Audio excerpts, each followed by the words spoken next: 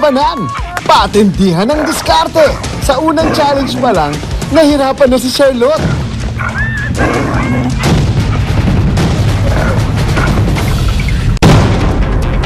Wow, hindi kaya. Hindi kaya talaga. Oh my God po. Okay, sorry eh. Eto na ang ATM! Tuloy, siya ang unang napauwi ni Lola. Mga anak, pasensya na kayo kung medyo... Samantala, ito namang si Benjo, feel na feel pa rin ang pag-aartista. Napaka-hectic ng schedule ko. Daddy, extra ka lang naman dun, di ba? At ano ito? Si Mayordoma at si Paloma, nagkakainitan na. Bagoy! Matapos makipaghilahan sa aso ang ating mga stuntman, kailangan naman nilang sumabit sa isang umaandar na truck. Agad-agad na sumabak sina Jerome at Ramil sa challenge na ito. Pampihirang bilis ang ipinamalas ng martial arts expert na si Jerome. Pero di naman nagpadaig si Ramil. Mahigitan nga kaya ng ating natitirang 3 pang stuntman ang award-winning performance ng mga nauna sa kanila? Ulan ng pera, ang yaman ni Lola. Pwesto na, Ali. Ito na ang pagkakataon mo maging bida.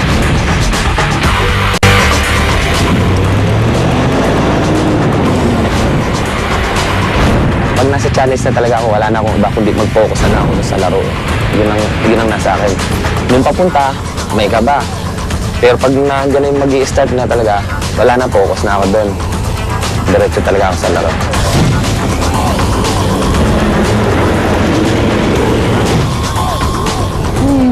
Mukhang kakaiba naman ang diskarte ni Ali.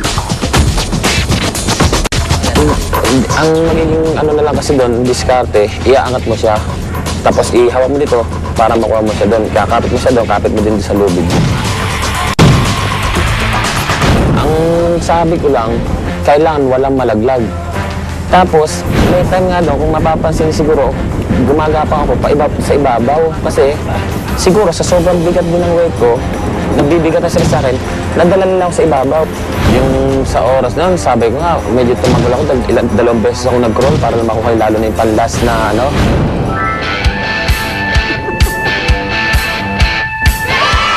Ayos lang, pero nahirapan lang din akong kunin mga bawat tali. Napupunta masyado sa kumapit ako sa ibabaw. Pero so far, okay lang. Makasabay naman kaya sa bilis at lakas ng boys ang nag-iisang babae na si Jasmine? Gusto ko pang lumaban. Hindi ko inisip na, lalaki sila. Inisip ko na lang, kahit pag nandun na yung game, kung anong pinagawa sa akin, gagawin ko na lang hanggat sa makakaya ko. Yaman ni Lola. Susunod, madaig kaya ng nag-iisang rosas ang mga barakot bruskong stuntman? Sino kaya ang mangungulelat sa puntos at siyang matatanggal sa challenge na ito? At ano pa nga ba ang mga naghihintay pa sa kanilang pagsubok para makamit ang pinaka-aasam-asam na 100,000 pesos? Abangan!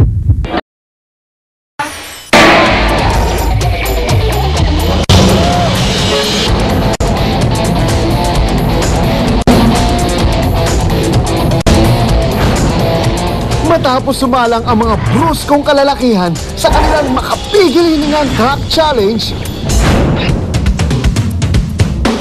eto na ang nag-iisang rosas na si Jasmine. Handa na kaya siyang makipagsabayan sa mga boys? Iniisip ko na kung anong dapat kong gawin. Kasi dati, na-try ko na yung truck, tumatakbo.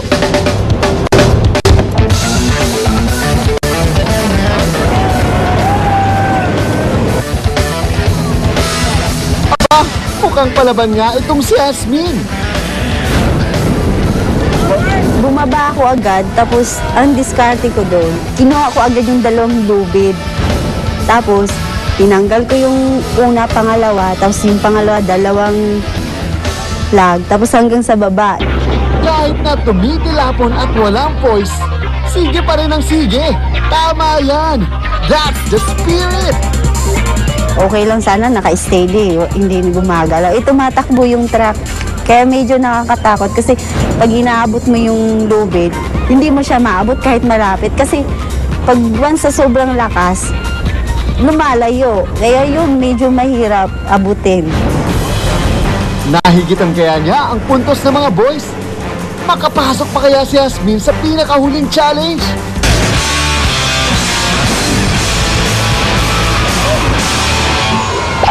Ashum! Ashum! Ashum! Azum! Ay, tayo first. Lakas maka-children's show nito. Ayoko na. Alam mo, gusto ko talaga mag-seryoso ngayon.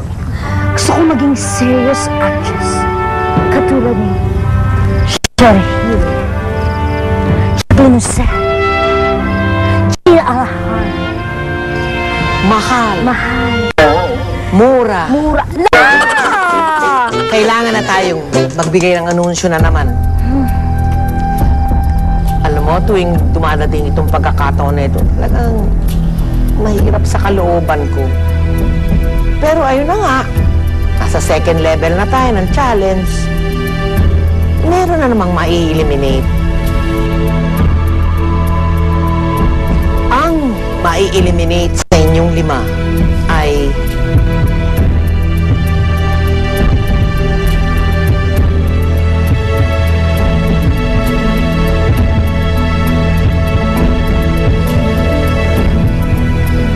si Jerome.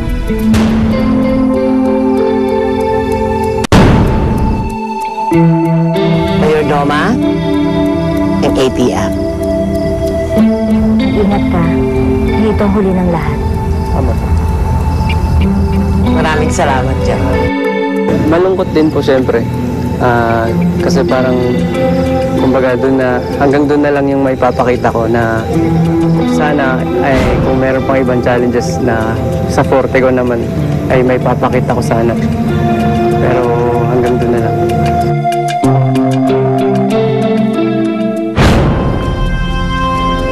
Ang akala ko, isa lang ang mai-eliminate. Pero nagkataon na parehong-pareho kayo nalaglagan ng bandera. Kaya, yun ang sorpresa sa gabing ito. 2 pala kayong mai-eliminate. At ang pangalawa, na susunod kay Jerome, ay walang iba kundi si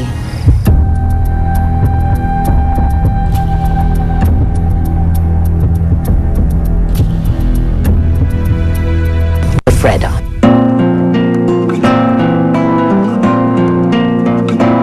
Maraming salamat.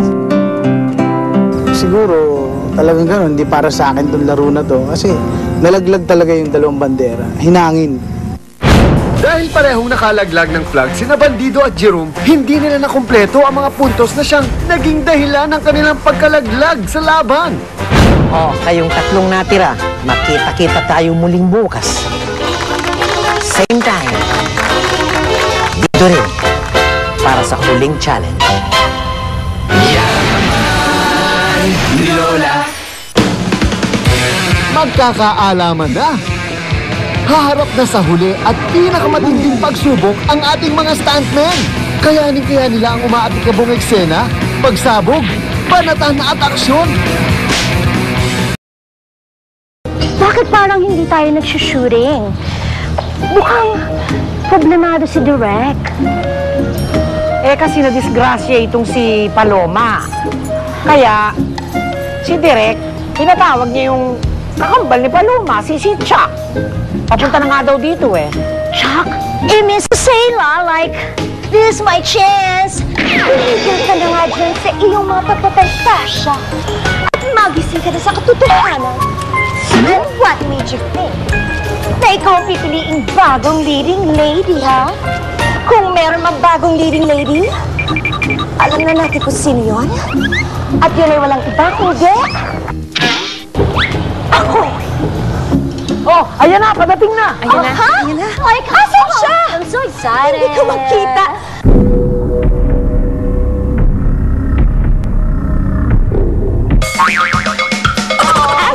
nandito ka, nandito. Chucky nga! Chucky na nga! Hello, Chucky. This is Mayordoma. I think she will be your new leading lady. Mayordoma? Leading lady? Yan yung muchachang maraming lace ang uniform. Ay, attorney!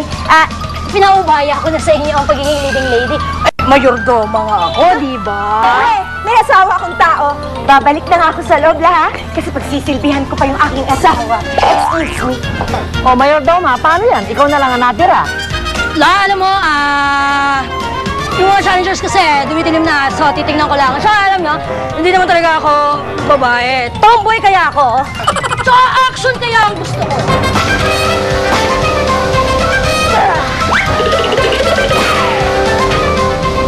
Tsa, pasensya ka na eh. Medyo busy yung mga tao dito. Sige, Lola. Sanay naman ako. Lahat ng tao iniiwan ako dahil nai-starstruck sila sa akin. Ako hindi ako na-starstruck, pero iiwan kita.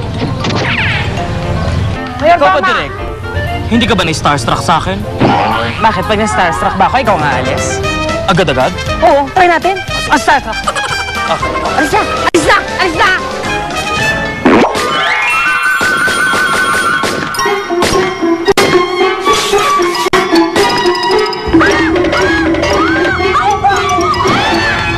Ladies and gentlemen, introducing the man famous for his leather jacket and leather pants, ang naging mortal na kaaway ni Baby Ama, ang action star na muling nagpausok ng makintab na buhok. Ano nangyayari? Ano ba nangyayari? Ano ba nangyayari? Andito ka! Hindi nag-resibo! La! Jerry naman himself! La! Ingay, ano? Pasensya ka na. Yung kanyang kulot sa utak, kasing kulot ng kanyang buhok. Pansin ko nga eh. Oo nga. Ano ko? Oy. Mag-iinay-inay ka. Explain mo na kay Jeric yung ano mangyayari dyan sa mga challengers. Tawagin mo na! Challengers! Hi, guys! Wow! Bilis! Ano ba nilimutan ninyo? Halika na! I love you! Ako nang i-exit din.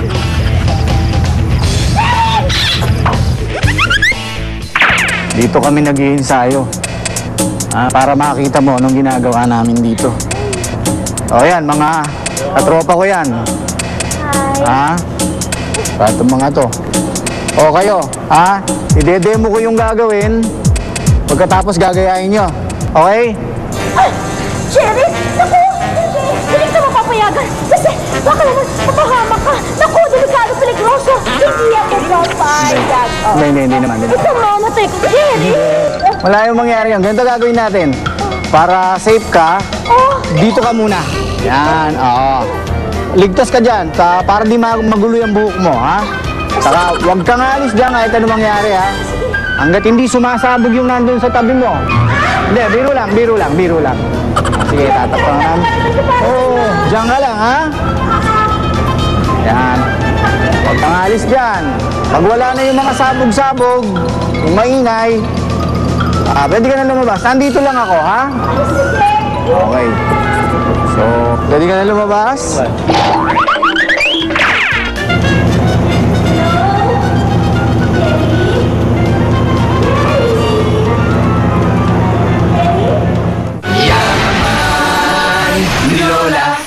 Action! Abangan!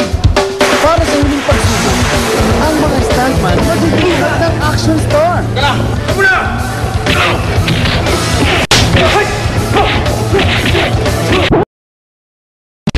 Primitibo, Ebok Ala, ang mortal na kaaway ni Baby Ama. Starring Jeric Rabal, ang action star na astig sa forma dahil sa kanyang leather jacket, leather pants at makintab na buhok. Sumabak sa mahigit 40 maaksyong pelikula. Nakipagbakbakan, nakipagputukan, nagdrama ng sobra. Patay lang ang bumabalik sa alabok. Pero hanggat nabubuhay ang tao, kayang lumaban ito. Pero naging mas madrama ang kanyang buhay. Humina ang karir at halos malimutan na ng masa. Pero ngayon, oras na para sa kanyang pagbabalik. At para sa pinakahuling challenge ng ating Final 3 Stuntmen, bibigyan sila ng pagkakataong maging bida sa sarili nilang action sequence. Kailangan lang gawin ng nag-uumapaw na kaastigan ang isang eksena sa action movie. Oh, simple lang, di ba? Idol Jeric, sampulan mo nga sila. Nanonood ako ng mga movie niya eh. Ano siya, action star. Sikat na action star si Jeric Rabal eh. Marami ring gustong maging katulad niya. Action!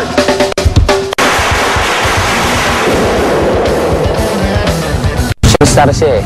Ay, style niya nga rin, Lito Lapid. Kasi nagtuturo sa kanya, nagpapipe po sa kanila nun, yung nagtuturo din sa amin nun.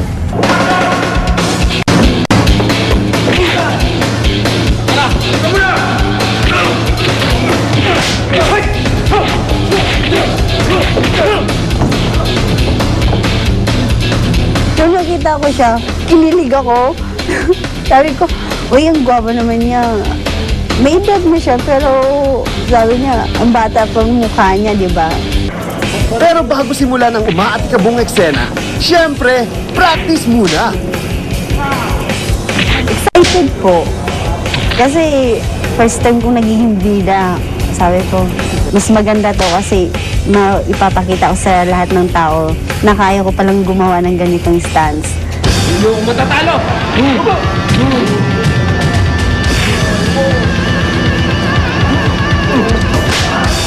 Tinignan ko muna yung sa rehearsal kung paano niya ginawa. Di ko kailangan gayahin ko ito ng maayos, ng malinis para maging maganda yung kailabasan ng ano ko gagawin. Nung itinuro na yung gagawin, tapos may stunt na, may obstacle pa. Sabi ko, teka lang, wala pa kami talagang tulog. So, blanco-blanco, magme-memorize pa kami ng number. Saguan ba to, blanco, labas ako nun. Nireprush ko yung mukha ko, nagilamos ako ng malamig na tubig. Abangan bukas, umaatikabong bakbakan na! Si Ali na nga kaya ang maging next action star? O si Ramil na hasa sa kanyang kapatid pagdating sa fight scenes? Masungkit na nga kaya ng ating last woman standing na si Jasmine ang 100,000 pesos ni Lola?